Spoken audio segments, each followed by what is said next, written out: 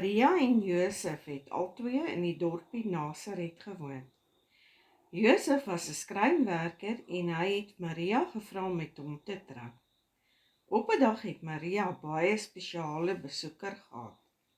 Dit was die engel Gabriël. Maria het geskrik en sy was baie skaam.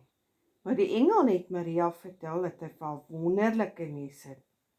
Hy het gesê dat God haar gekies het om die mamma te wees van 'n baie spesiale baba wat 'n koning sal word.